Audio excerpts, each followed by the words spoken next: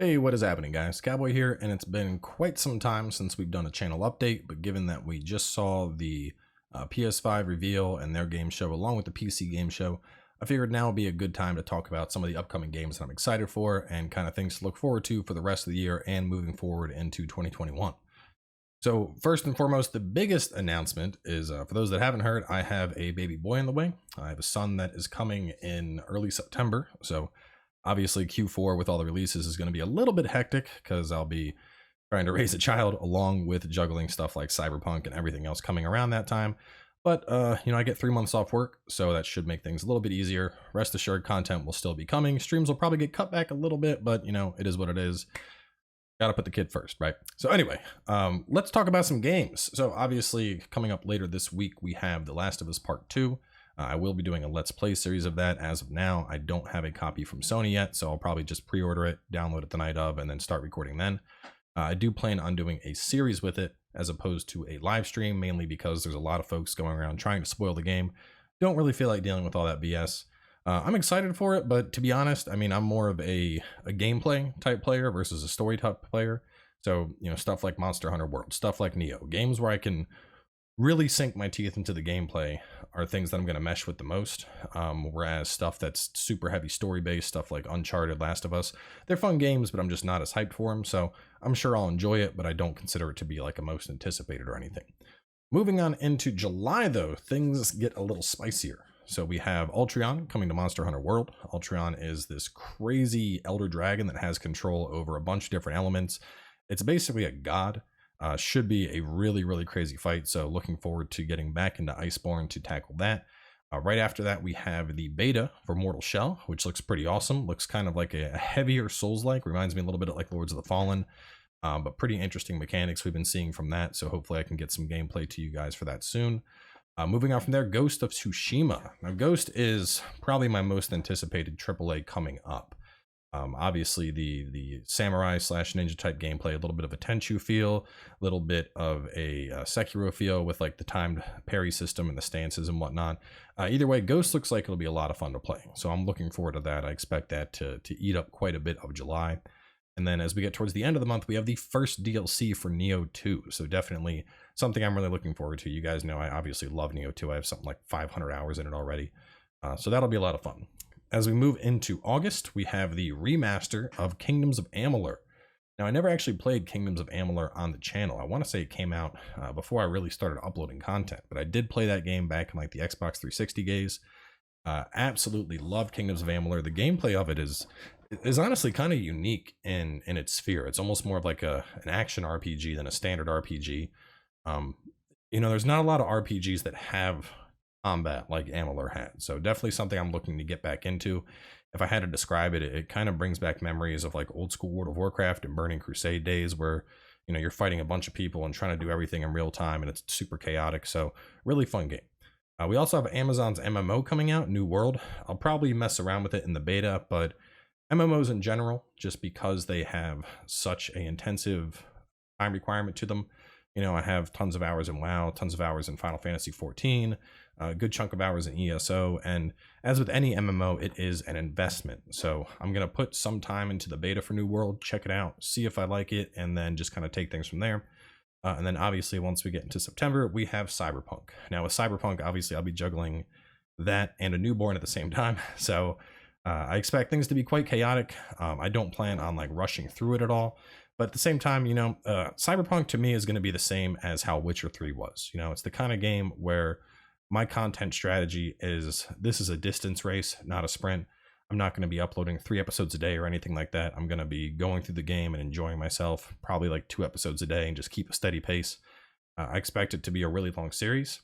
I plan on just going through it and enjoying every aspect of it, as opposed to just kind of shoving it out for views, because I don't think that's appropriate for a game like Cyberpunk. I think if I didn't take my time and didn't enjoy it and fully immerse myself in the world, that I would be doing myself a disservice as well as a disservice to you guys who are coming here to, watch the experience and see the content. So moving on from there, let's talk about some of the stuff we saw at the PS5 announcement, and then we'll go into some of the PC stuff. So obviously the biggest PS5 thing, we actually have a Demon's Souls remake confirmed. You know, it's been a rumor for a long time. Many of you guys know I don't deal with rumors at all, because I am the type of person that would rather expect nothing and get super excited than go into the presentation being like, there's gonna be this, I know what's gonna happen, and then it doesn't happen, and then I get butthurt about it. So I went in hoping that we'd see either a Demon Souls announcement, something about Elden Ring, or something about Armored Core, and we got Demon Souls. So I was super pumped for that, obviously. Bluepoint does good games or good remakes, I should say. I didn't enjoy Shadow of the Colossus. I just don't like the gameplay, but the remake of the game itself was quite beautiful. I think they did a good job with it, even though I didn't showcase on the channel just because I don't enjoy the game itself. But I am curious to see what they do with Demon Souls, because with Souls games in particular, there's a very distinct feel to a Souls game, almost like a slight jankiness to an extent, you know, stuff like jiggling the shield or jiggling the torch or whatever. And, you know, obviously very tight hitboxes with like rolling and dodging and all that. So I'm curious to see how well they preserve the experience. It does look like they're taking quite a bit of artistic freedom, at least in like redesigns of armor and creatures and whatnot. I know some people are already kind of like butthurt about it on Twitter. They're like, oh well, they messed up how my character looked. Like, fuck all that, man. It looks amazing. You know, visually, we've never seen a Souls game that looks as good as those screenshots have. You could take Dark Souls or Bloodborne and scale it up to 4K, and it doesn't come close to how unreal those screenshots looked. Now, whether the gameplay translates over, we're going to have to find out. But from a visual stance, it looks phenomenal, and I'm excited for it. Moving on from there, Horizon Forbidden West. We went real hard on Horizon Zero Dawn on the channel. I would actually say it's probably one of my favorite open world games. Just a really fun world, and, you know, the Mechano dinosaurs, and now we're seeing like Mechano Gator and Mechano elephants and all different biomes and whatnot. So I think Forbidden West will be really, really good. Can't wait to get into that. Spider-Man Miles Morales should be a lot of fun. I ended up enjoying the first Spider-Man game quite a bit. Gameplay was it was kind of a satisfying gameplay loop, you know. There wasn't anything about it that really was like groundbreaking, but from the perspective of just having a good time and playing as a superhero, I think they did a good job. So I expect the Miles Morales game to hit the same standard. One second, lots of talking here.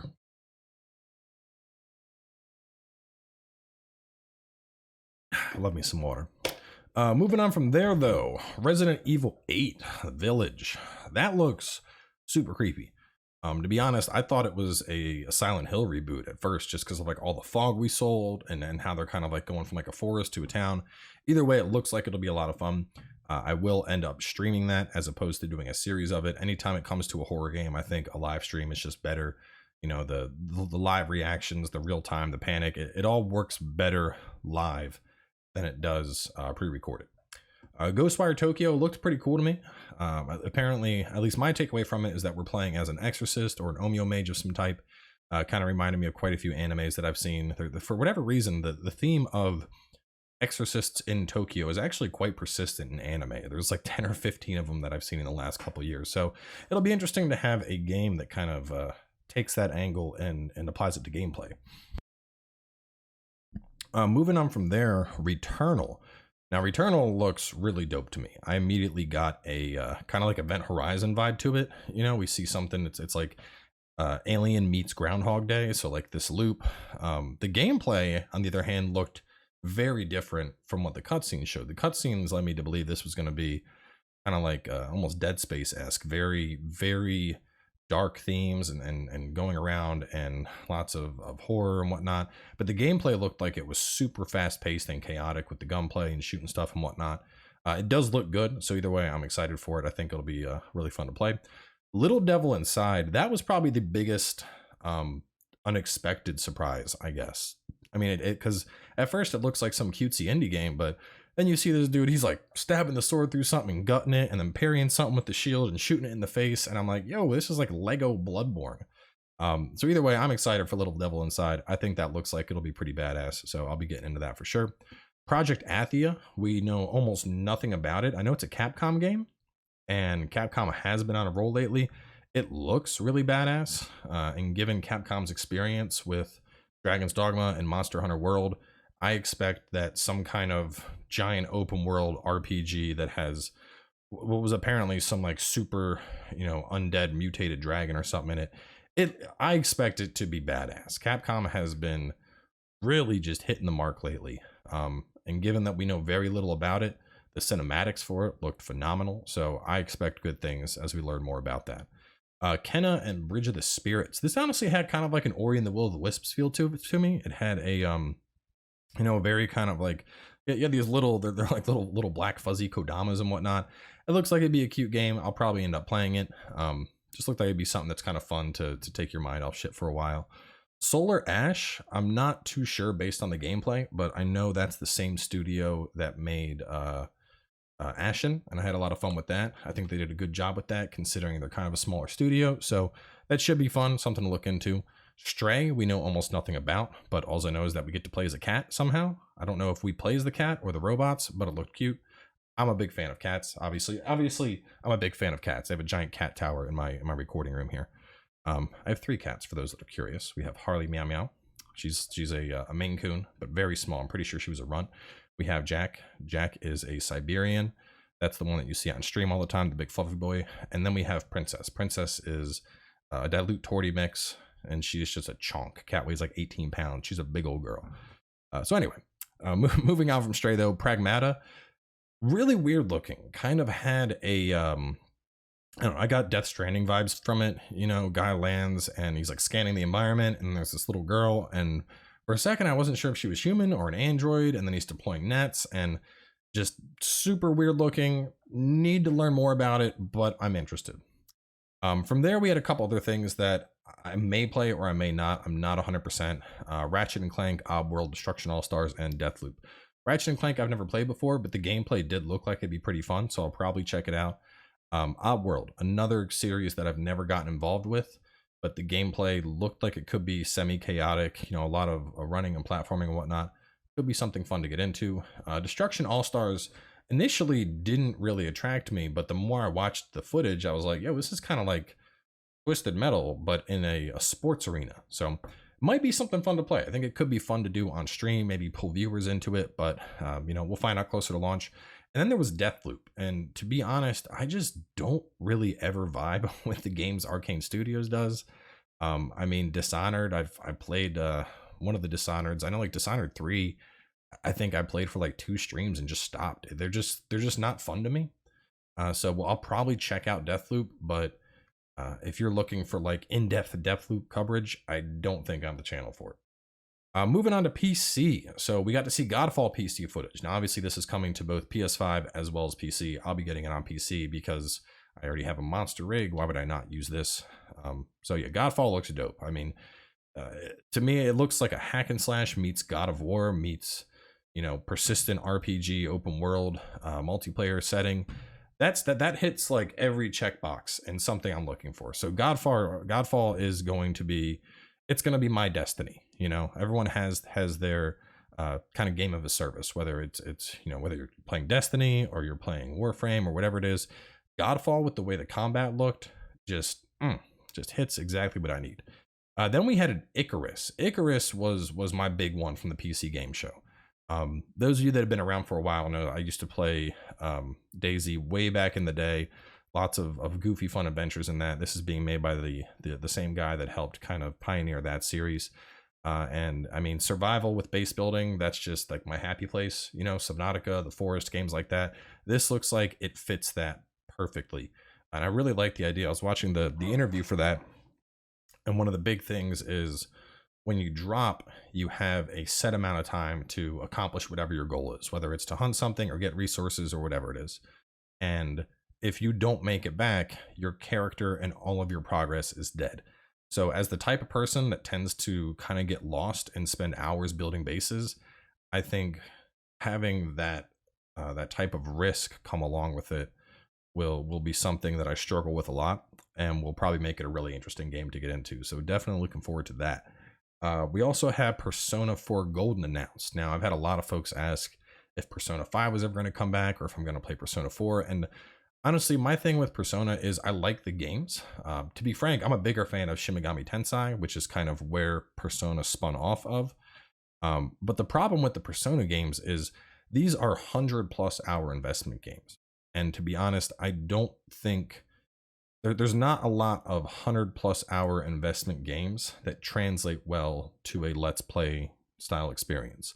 The Witcher, it did phenomenally because The Witcher had one of the most amazingly crafted open game worlds and stories that we've ever experienced in gaming, still to this day. Persona has a good story, but I mean, we streamed Persona 5 for a bit, and I want to say we had like 6 or 7 streams of it. And by the end of it, man, it was just putting people to sleep. There's a lot of dialogue, and then when you do your action, it's a lot of like mini game type stuff. It's the kind of game that I would like to play on my Switch, laying in bed an hour before I fall asleep. It's not the kind of game that I think really makes for good content. It's good content to consume on your own. I don't think it's good content to showcase. So for now, at least, I have no plans to cover Persona 4 Golden. Moving on from there, Among Trees. We are actually going to be doing a stream of this this Thursday. It looked interesting to me. Among Trees, it had a Long Dark type feel, but less deadly. I like that there was base building in it. That was one of the big things that Long Dark didn't have that I really wanted. So I'll probably end up vibing a lot with Among Trees, but we'll find out on Thursday. Dwarfheim. Dwarfheim actually looked like it'd be pretty fun. I'm a big fan of real-time strategy games. I don't play them as much as I used to these days, but the idea of, you know, it's like 3 people and one handles the combat and one handles building the base and one handles getting all the resources. I think I could have a lot of fun with that playing with friends on stream, because when it comes to building bases, I'm like, you know, just put me in a corner and I will manage the shit out of this base. So I'll probably like that a lot. Rogue Lords look pretty cool. You know, it kind of hit the same vibe as Monster Train Slay the Spire. I'm a big fan of these kind of roguelike encounter style games.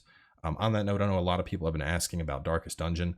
I do want to get more into Darkest Dungeon on the channel. I have it on PC. I have it on Switch. I even have the bad guy version. What is it? Let me pull up Steam. I've had it installed for like 2 years and I've played it once. Iridus, Lord of the Dead. I like those games, the Iridus and Darkest Dungeon, but they're so freaking hard. I feel like I need an encyclopedia of information to survive past the first 2 hours in them. So maybe as things slow down in the summer, I'll take a deeper look at those. But anyway, Rogue Lords looked like it'd be a lot of fun. I like the idea. Anytime you're playing as the bad guy is something I vibe with. I don't know why. I like bad guys in games. It's fun. Metal Hellsinger. That looked badass. Like Doom meets Crypt of the Necrodancer. You're shooting to the beat. Definitely something I could get down on for sure. Moving on from there, let's talk about space. So we had Everspace 2 and Elite Dangerous getting a big expansion. Now, I have done a lot of Elite Dangerous, actually, mostly on stream, but I'm pretty damn high up in Elite Dangerous. I want to say I'm elite on like one of my ranks and like pretty far up there on the other one. I love that water. I have like a Corvette ship, super pimped out, got all the cannons and whatnot on it. But honestly, I'm not sure how planet exploration will translate from the Elite Dangerous experience. I think a big part of Elite Dangerous is it's a big ass empty open world, and that trailer made it look like a big ass empty open planet, which if you're in the vastness of space, the emptiness is appropriate. If you're landing on a planet and it's still just empty, it's kind of like, huh, we're here. That's a cool rock, I guess. So I don't know. It remains to be seen. Everspace 2 did look pretty cool though. I like the combat and the flying around. I actually have like a $150 joystick setup that I bought for Elite Dangerous, so maybe I could bust that back out for Everspace 2. We'll see though. Remnant DLC. I haven't retouched Remnant since launch. I actually had fun with Remnant. I know they recently had a DLC. Some folks were asking if I'd get back into it, but I've just been busy with other stuff. The new DLC coming up does look pretty dope, so maybe a revisit to Remnant is due in the future. Moving on from there, we had some horror stuff, Sound Mind and Outlast Trials. I know Sound Mind has a trailer on Steam. I'll probably check that out in the coming days. I'll do a bonus stream with it or something. As for Outlast Trials, to be honest, I'm not entirely sure if I'll play it. We played the original Outlast. I liked it a lot. The original Outlast is an incredibly atmospheric horror game that constantly has you stressed mentally. Outlast 2, on the other hand, hated it. Dropped it after like one stream, I think. Whereas Outlast 1 had this fantastic atmosphere, Outlast 2 felt like they took a bigger emphasis on just murder porn. Like, oh, here's a pickaxe through your spine and it's coming out your mouth. And it's just so over the top gratuitous violence that you just get desensitized to it. And you're like, all right, yes, you got me. I'm dead. All right, let's respawn and try again. So we'll see. I mean, based on the trial, or based on the trailer, Outlast Trials looks like it's going more towards the original with like a strong emphasis on kind of the atmospheric stress of being in this situation, which I will probably enjoy, but we'll find out more information as we get closer to launch. Mafia Remake. A couple folks have asked in the past if I ever plan on playing Mafia. You know, to be honest, I think when it comes to open world games, things like Mafia and GTA and even to an extent Watch Dogs, they just, open world games set in a modern environment just don't really appeal to me as much anymore. I think as I've grown as a gamer and grown as a content creator, I've begun to gravitate towards certain niches a lot more. And when it comes to open world, I'd much rather experience a fantasy style open world, something like Horizon Zero Dawn, for example. I really like that fantasy appeal. You know, stuff like Dragon's Dogma, stuff like Skyrim, these giant open worlds where it's like you're in New York or you're in San Francisco. It's kind of like, I guess, you know, it just doesn't feel as much of an escape to me as something like Horizon, and I end up inevitably enjoying those games less by definition. So for now, at least, I have no plans to do Mafia. Not that it's related, but I've also had a lot of people ask about Yakuza. I don't have any plans to do Yakuza either. We also had a bunch of different games that were announced from New Blood, Ultra Kill, Dusk, Maximum Action. As with any indie games, I might set up a stream sometime in the future and check out like 3 or 4 of them in a row, but I don't have a specific plan on making any of those kind of like a central point of my content necessarily.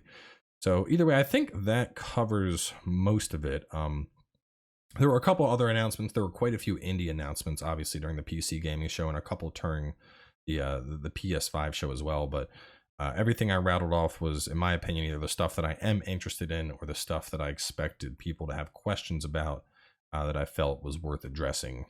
So if there's a particular game that you were really curious about that I didn't mention, obviously just ask the question in the comments and I'll let you know. Aside from that, I think that covers just about everything. Took quite a while to make this list, so I think I got it all. Hopefully I did. But either way, that's what the comment section is for. So thanks for sitting through the video. If you guys are excited for the stuff that's coming up, let me know. If you're randomly watching this video and not subbed to the channel, hit that goddamn sub button already. Why would you have sat through a 22-minute video and not subbed for all this glorious content that is coming your way? It doesn't make sense. It doesn't make sense. Anyway, y'all have a great day. I'll catch y'all later.